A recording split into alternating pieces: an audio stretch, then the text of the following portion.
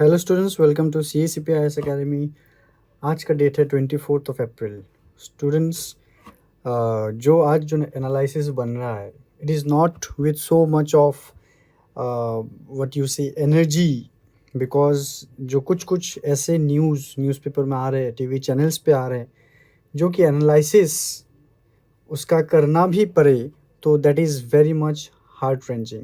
तो शायद स्टूडेंट्स आप लोग ये थंबनेल या फिर ये जो यहाँ पर जो आप इमेज देख रहे हो, इससे ज़्यादा एक हॉन्टिंग, इससे ज़्यादा हार्ट रेंचिंग एक फ़ोटो हो ही नहीं सकता इस दुनिया में।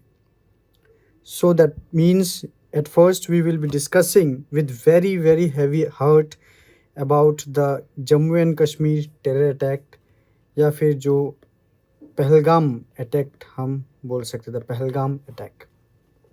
Next we'll be discussing on the Indus Water Treaty suspension, Section 69 of BNS, dark matter or air pollution. So, from the whole CACP IAS Academy team, it's our condolences that is with all the people who has been gunshotted by the terrorists. I hope those innocent souls may rest in peace. Okay, students, let's start. So if you need the PDF of this particular analysis, तो हमारे Telegram channel को आप subscribe कीजिए, follow कीजिए @CACP_Assam। ये PDF आपको उसी Telegram channel पे मिल जाएगा। तो students, I shall not promote any course in this very lecture, so I am skipping this because ये कोई ऐसा टाइम नहीं है to promote or to give you awareness about certain courses, or we will say कि if you need any help, because जो आज जो हम न्यूज़ डिस्कस करने वाले हैं उसमें बाकी चीज़ें कुछ भी ध्यान में नहीं रहता, बिकॉज ये जो आज का जो एनालिसिस होगा, ये एनालिसिस हम नॉर्मल एनालिसिस जैसे नहीं करेंगे, क्योंकि आज हम इसमें कुछ जो एक्स्ट्रा बातें हम करते हैं, जैसे कि अबाउट आपको प्रीलिम्स के लिए क्या पढ़ना है, मेंस के लिए क्या पढ़ना है, क्योंकि ये जो न्यूज़ है JNK टेरर अटैक, वहाँ से मैं आपको बोल भी नहीं सकता कि इसमें ये पढ़ो। ऑलराइट, तो स्टूडेंट्स, जब आप खुद पढ़ोगे तब आपको खुद मालूम चल गया क्या पढ़ना है क्या नहीं पढ़ना है। जस्ट आज हम एक कॉन्डोलेंस प्रेयर, एक हमारे जो मन में जो भी हैवीनेस है after listening to this news, उसको ही हम जस्ट कोमेमोरेट कर रहे, वही हम थोड़ा सा बात कर रहे कि ये क्या हो गया। और this is not the first time in India कि ये ऐसे टाइप के अटैक हुए हैं। जितने भी बार ऐसे अटैक्स हुए हैं, तब कोई भी टीचर का ऐसा कोई भी मूड नहीं बनता है कि इसको बहुत ही हैपनिंग वे में डिस्कस करे, क्योंकि ये डिस्कस करने में शब्द कम पड़ जाते हैं, because we don't find any word to describe such kind of heinous events, heinous crimes that has been committed by certain people. Those terrorists, they are not human. This type of inhuman act that has been conducted in various times in various parts of India. Okay, फिर हम देखेंगे India ने retaliate करके Indus water treaty को suspension किया है। फिर हम जो भी न्यूज़पेपर में आए हैं, बट गाड़ी तो चलना है, तो इसलिए थोड़े हम ये टॉपिक्स भी डिस्कस करेंगे। ऑलराइट, सो देखिए ये JNK terror attack. I will not से कि ये किस किस पेपर में आया है। इस PDF में सब कुछ दिया गया है, आप लोग ये बाद में देख लीजिए। हम सिर्फ आज इसमें हमारे कॉन्डोलेंसेस देंगे कि अप्रैल 22, 2025 को एटलीस्ट 26 पीपल, अभी तक ये 30 बन चुका है students, 30 people including 2 foreign tourists were killed in a terrorist attack near Baisaran Meadows, a popular trekking site in Pahalgam, Anantnag district of Jammu and Kashmir. सो देखिए स्टूडेंट्स, ये वाला पिक्चर बहुत ही ज़्यादा सोशल मीडिया में फ्लोट कर रहे हैं। बहुत सारे लोगों ने, बहुत सारे इंस्टीट्यूशंस ने, डिपार्टमेंट्स ने ये फ़ोटोग्राफ को शेयर किया है, क्योंकि इससे बुरा फोटोग्राफ इस दुनिया में कहीं हो ही नहीं सकता। ऑलराइट, कि वेयर अ न्यूली वेड, नई शादी के बाद ये कपल, ये पहलगाम में अपने they went to spend time with themselves, वहाँ जाकर किसी एक की मौत हो जाती है। A newly wed tourist husband was shot at close range, a symbolic targeting of innocent lives. Okay, so जो पहलगाम है ये बहुत ही सिक्योरिटी के अंदर आता है. Despite under multi layered security terrorists infiltrated, फिर भी टेररिस्ट ने घुसपैठ किया है. And it targeted civilians. ये भी कहा जाता है कुछ सूत्रों से कि कुछ लोकल्स भी वहाँ मिले हुए थे. उन लोकल्स के सपोर्ट से शायद ये जो एक्ट है ये कमिट किया गया है. ऑलराइट, जो रिस्पॉन्स में डिले हुआ है from the security forces, it is due to the non motorable terrain. कि Pahalgam it is a very tough terrain. वहाँ बहुत जल्दी वहाँ गाड़ी लेके कोई टीम लेके जाना बहुत ही दुष्कर है. वो बहुत ही ज़्यादा प्रॉब्लमेटिक है. और ज़्यादातर ऐसा अटैक सोचा नहीं गया था कि this type of attack could be happen in this Pahalgam, कि जहाँ टूरिस्ट फुटफॉल बहुत ही ज़्यादा है और जनरली टूरिस्ट के ऊपर आज तक एज सच अटैक देखा नहीं गया है. पहले जो अटैक देखा गया था इन उरी हो जाए, उन पुलवामा हो जाए, so the attacks were mostly on the military, on the army. So tourist के ऊपर ऐसा अटैक होगा ये सोचा भी नहीं था. जहाँ पर जम्मू एंड कश्मीर का जो एनवायरनमेंट बन रहा था, जो सोसाइटी, जो समाज, जो वो इम्प्रूव हो रहे थे, तो वहाँ पर ये चीज़ अभी इस टाइम पे एक्सपेक्ट करने लायक था ही नहीं. ये एकदम ऑल ऑफ अ सडन हो गया. Alright, so this incident marks as an escalation with targeted killing of tourists, damaging India's image as a safe tourist destination. कि जहाँ हर साल करोड़ों लोग जम्मू एंड कश्मीर में घूमने जा रहे हैं, तो आज उसी टूरिस्ट स्पॉट में, इंडिया में कोई भी टूरिस्ट स्पॉट पे ये एक क्वेश्चन मार्क क्रिएट कर रहा है. सो अगर आप यहाँ पर मैप में देखते हो, सो ये है आपका Pulwama which lies in the Anantnag district. तो अगर आप देखते हो, it is one of the vulnerable places of Jammu and Kashmir. ये देखिए यहाँ पर कारगिल है, द द्रास, फिर आप Sonmarg, then Gulmarg. These are places which has a very highest footfall.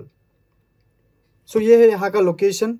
सो यहाँ पर आएगा ऊपर में पाकिस्तान ऑक्युपाइड कश्मीर, बट अभी तो ये क्या हो गया, ये लद्दाख, ये ऊपर, मतलब ये मैप में नहीं आया है, इसके ऊपर ये लद्दाख रीजन बन जाता है. So this portion is the Jammu and Kashmir.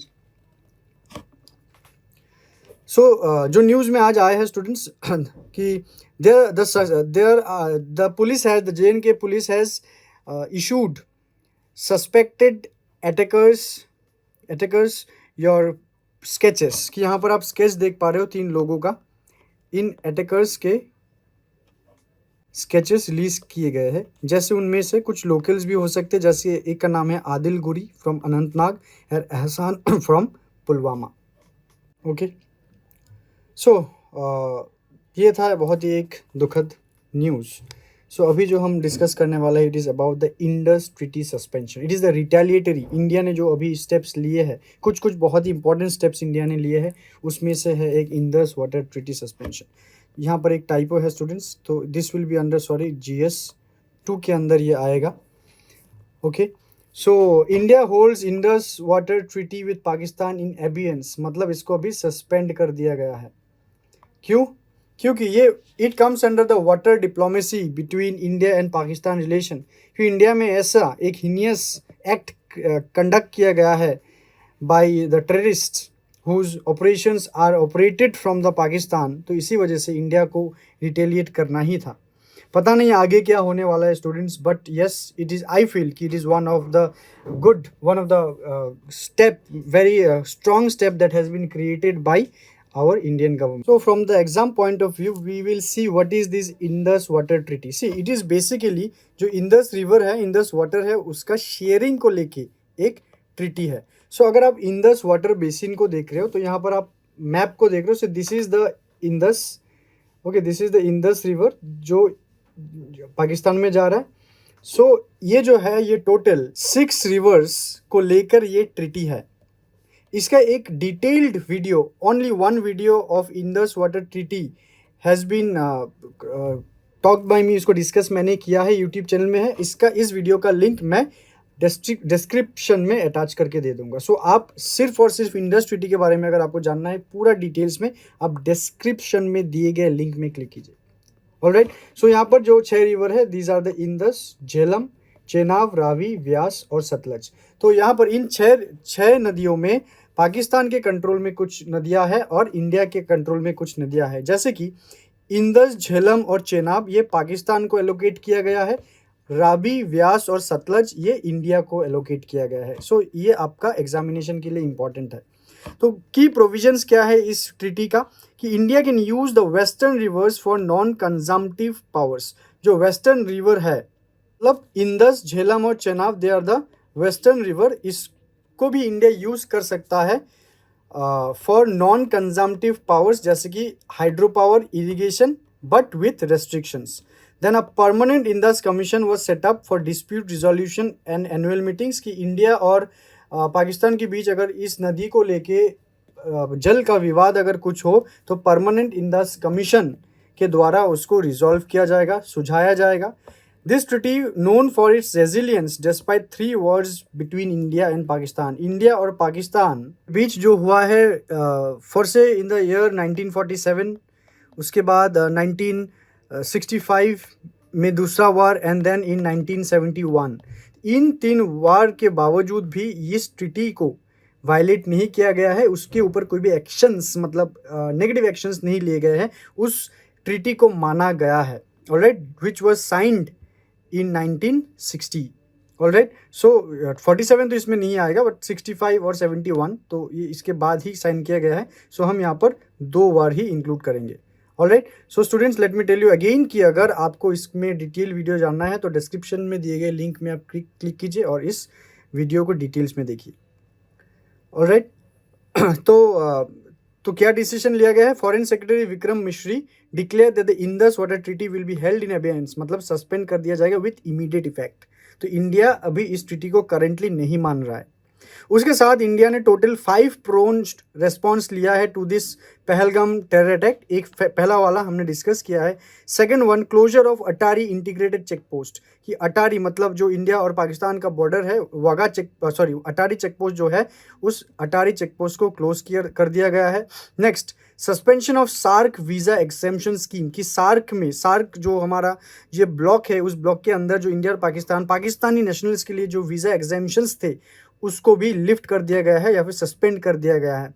Fourth one, expulsion of defence advisor, India में जो पाकिस्तान हाई कमीशन में जो डिफेंस एडवाइज़र है इंडिया में, उनको इमीडिएट इफेक्ट में एक्सपेल कर दिया गया है इंडिया से, और तुरंत ही Pakistanis who are in India उनको 48 आवर्स में इन भारत छोड़ने के लिए बोला गया है। एंड नंबर 5 कि all party meeting has been initiated with immediate effect. Alright, so this is the current news. Next news is on GS2 section 69 of भारतीय न्याय संहिता। Alright, ये न्यूज़ हम क्यों पढ़ रहे हैं आज? बिकॉज एक आर्टिकल आया है द हिंदू में सेक्शन 69 ऑफ BNS, तो ये प्रीलिम्स के लिए ज़्यादा इंपॉर्टेंट है देन मेंस, कि यहाँ पर सेक्शन 69 के प्रोविजंस पूछे जा सकते हैं and how it is different from IPC, but again I will say it is a trivial news. See the भारतीय न्याय संहिता 2023 जिसने IPC को रिप्लेस किया है, the section 69 of BNS introduce a new offence. ये 69 जो है ये नए ऑफेंस को इंट्रोड्यूस कर रहा है, which is sexual intercourse on the false promise of marriage. मतलब कि any kind of sexual mating has been done between partners with a false promise of marriage. So इसको क्रिमिनल ऑफेंस में रखा गया है। तो टेक्स्ट है इस लॉ का, वो लिखा गया है हुसोएवर बाय डिसीटफुल मीन्स। तो यहाँ पर डिसीट का मतलब क्या है? डिसीट का मतलब है काइंड ऑफ धोखा। इंक्लूड्स फॉल्स प्रॉमिस, तो यहाँ पर डिसीट में इंक्लूड किया गया है false promise of employment, promotion, identity और सप्रेशन, कि मतलब जॉब देने के आधार पे प्रमोशन हो जाएगा या फिर कोई आइडेंटिटी सप्रेशन गुप्त रखने के लिए, उसके साथ प्रॉमिस टू मैरी भी उसमें आएगा डिसीट में। Means for making a promise to marry without intention to fulfil the same has sexual intercourse with a women not amounting to rape. Alright, that means यहाँ पर नॉन कंसेंशुअल के बारे में बात नहीं किया जा रहा है, तो अगर ये नॉन कंसेंशुअल हो जाए तो ये रेप होगा. During the act if it is non consensual that will amount to rape. Alright, shall be punished with imprisonment up to 10 years and fine. Okay, so जो न्यूज़ जो आर्टिकल है कि इसमें बोला गया है जो सेक्शन 69 है ये रिडंडेंट है. ये रिडंडेंट है बिकॉज ये अननेसेसरी है. इसमें क्यों चाहिए? So overlap with section 63 and section 28 of BNS की जो एडिटर है उन्होंने बोला कि सेक्शन 63 जो है और 28 अगर है तो उसमें सेक्शन 69 की क्या आवश्यकता है. सेक्शन 63 जो है it includes intercourse without valid consent, कि कोई भी सेक्सुअल इंटरकोर्स अगर वैलिड कंसेंट के नॉन कंसेंशुअल हो तो उसको नॉन कंसेंशुअल या फिर रेप बोल के माना जाएगा. Section 28 defines vitiated consent due to misconception of fact. False promise of marriage already fits within this definition, कि अगर सेक्शन 63 और 28 है तो फॉल्स प्रॉमिस ऑफ मैरिज इन दोनों के अंडर ही है, तो उसके लिए कोई भी सेपरेट सेक्शन नहीं चाहिए था. ऑलराइट, तो जुडिशियल प्रेसिडेंस अगर हम देखते हैं कि जैसे कि Anurag Soni versus state of Chhattisgarh के बीच जो केस हुआ वहाँ बोला गया false promise is equal to rape only if intention was deceptive from the beginning, कि अगर बिगिनिंग से ही अगर डिसेप्शन ही उसका ऑब्जेक्टिव था तो फॉल्स प्रॉमिस को भी रेप माना जाएगा. Rajneesh Singh versus state of UP, long consensual relationship is not equal to rape due to later refusal to marry. मगर अगर कोई कंसेंशुअल रिलेशनशिप अगर बहुत लंबे टाइम से चला है उसको अमाउंटिंग टू रेप नहीं माना जाएगा अगर बाद में ये रिफ्यूज कर दिया जाए तो. Abhishek Arjaria versus state of MP, married women's consent not vitiated by false promise of second marriage. Vitiated का मतलब होता है स्पॉइल करना, नष्ट करना.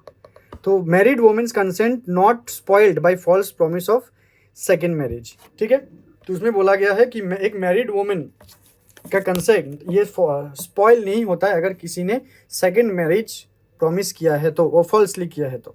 ऑलराइट, सो ये थोड़ा सा आप देख लीजिए. या फिर section 69 is related to what.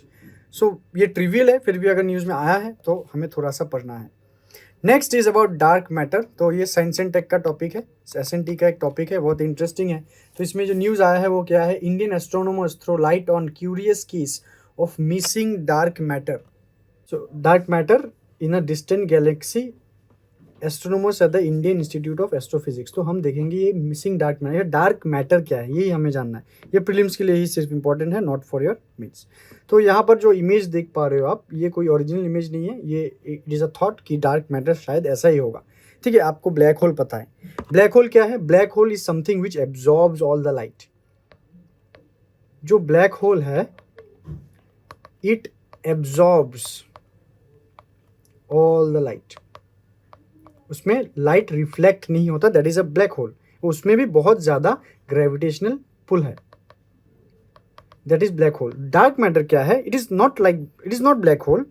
Dark matter एक ऐसा मैटर है, ना ही वो लाइट एमिट करता है, अगर एमिट करता तो वो स्टार बनता, ना ही वो लाइट को एब्जॉर्ब करता है, अगर एब्जॉर्ब करता तो वो ब्लैक होल बन जाता, ना ही वो लाइट को रिफ्लेक्ट करता, अगर वो रिफ्लेक्ट लाइट को करता तो शायद वो कोई प्लैनेट या फिर कोई एक वो मून, सॉरी मतलब कोई भी नेचुरल सैटेलाइट या फिर कोई एस्ट्रॉयड मीटरॉयड, कुछ अलग स्पेस के कुछ एलिमेंट्स हो सकते हैं. पर ये एक ऐसा मैटर है, ना ही वो लाइट को एमिट करता है, ना ही वो लाइट को एब्जॉर्ब करता है, ना ही वो लाइट को रिफ्लेक्ट करता है. दैट मीन्स अगर आप सोचे कि इसको ये दिखाई नहीं देता है तो सच्ची में ये दिखाई नहीं देता है, making it invisible.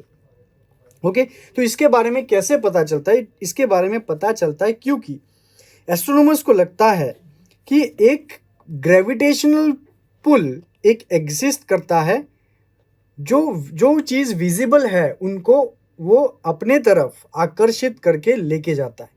So that is the dark matter. तो why it is important? Because it constitutes around 27% of universe's mass energy content and is crucial in explaining the structure of formation of galaxies. Alright, so यहाँ पर आप जो अगर ये dark matter है, अगर ये कुछ पता नहीं क्या है, ये जो इर्द गिर्द जो एक चक्री बनता है ना, उसको बोला जाता है एक हालो. सो वो खींचता रहता है. So according to standard cosmological models, galaxies form and evolve within massive halos of dark matter. तो ये बोला जाता है कि डार्क मैटर का जो ये चक्री है जो वो पुल करता रहता है, उसी के इर्द गिर्द डिफरेंट गैलेक्सीज गेट क्रिएटेड. तो सोचिए, एक डार्क मैटर के इर्द गिर्द अगर गैलेक्सीज बनता है तो ये डार्क मैटर कितना बड़ा होगा. This dark matter acts as a gravitational glue adding in the formation of stability of galaxies. तो ये डार्क मैटर की वजह से गैलेक्सी जो millions and millions of years तक जो स्टेबल रहता है, इसका वजह है डार्क मैटर. ठीक है, इस डार्क मैटर को आप अच्छे से स्टडी कीजिए प्रीलिम्स के लिए.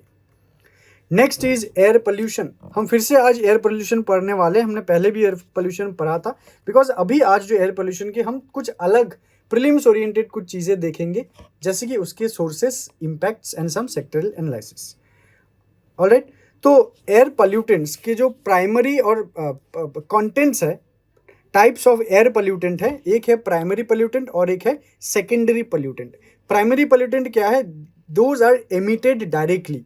वो डायरेक्टली सोर्स से एमिट होता है एटमॉस्फेयर में, जैसे कि sulphur dioxide, nitrogen oxides, carbon monoxide, black carbon, ये सब. सेकेंडरी पोल्यूटेंट क्या है? वो एनवायरनमेंट में इमिट होने के बाद वो रिएक्शन करता है एटमॉस्फेयर में, जैसे कि ओजोन, स्मॉग या फिर पर्टिकुलेट मैटर. वो है सेकेंडरी पोल्यूटेंट. तो हम देखेंगे कि pollutants and the sectoral causes, sectoral sources, मतलब जो हम यहाँ पे जैसे कि सल्फर डाइऑक्साइड देखेंगे, नाइट्रोजन ऑक्साइड्स देखेंगे कि उसके हेल्थ इफेक्ट्स क्या है और उसका मेन सोर्स क्या है. तो ये भी द हिंदू के एक आर्टिकल से लिया गया है.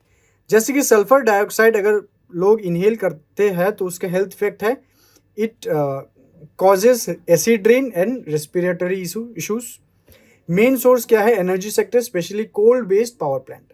Nitrogen oxides, health effect lung inflammation, precursor to the ground level ozone. Main sources क्या है? ट्रांसपोर्ट सेक्टर, जैसे गाड़ियाँ, और एनर्जी प्रोडक्शन, कोल और गैस. तो ये prelims oriented, totally prelims oriented, mains oriented उतना ज़्यादा नहीं है, प्रीलिम्स ओरिएंटेड है. सो सिर्फ और सिर्फ यहाँ पे कंटेंट प्रीलिम्स ओरिएंटेड है. ब्लैक कार्बन, ब्लैक कार्बन क्या है? It is very carcinogenic. Carcinogenic का मतलब है cancer causing. It accelerates glacier melt.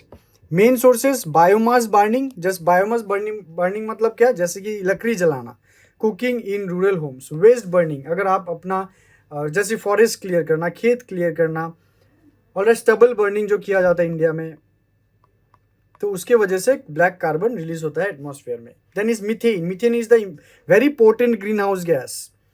Okay, ये ज़्यादातर रिलीज होता है from agriculture, specially livestock digestion and paddy cultivation. Waste management, so जो नालियाँ है या फिर जो सीवेज प्लांट्स है, ठीक है, गोबर वगैरह लाइफ स्टॉक से, उसमें उससे ज़्यादा मीथेन निकलता है. Next is ammonia. Ammonia converts into PM2.5 link to premature deaths.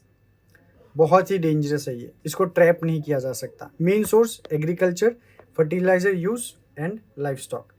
Non methane volatile organic compound form ozone fine particulates, some are carcinogenic, cancer causing.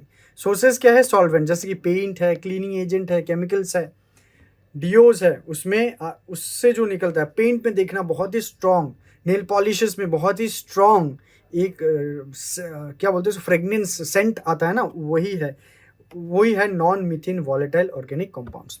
ये जो है, ये चीज़ को याद रखिए आप, ये नया है, कुछ अलग है, तो इससे क्वेश्चंस आ सकते हैं. Non methane volatile organic compounds. Okay students, we are at the last part. So यहाँ पर 2 MCQs हैं. अब and the topic for today's MCQs is governance. तो गवर्नेंस के 2 MCQs है, और आप लोग हर एक कोई, जो लोग अभी यहाँ तक आप सुन रहे हो, तो आप मैंडेटरीली, आपके भलाई के लिए आप लोग कमेंट सेक्शन में इसका आंसर दीजिए. अगर आपको इसके लिए रिसर्च लगे तो आप इसको रिसर्च कर लीजिए, पर इसका आंसर ज़रूर कमेंट सेक्शन में लीजिए. Okay students, so thank you so much. So again from CSPS Academy and from your behalf also, a heartfelt condolence to the people who have died in the Pahalgam attack. So thank you so much. We will do a very greatest of the analysis in the next session. Till then, take care.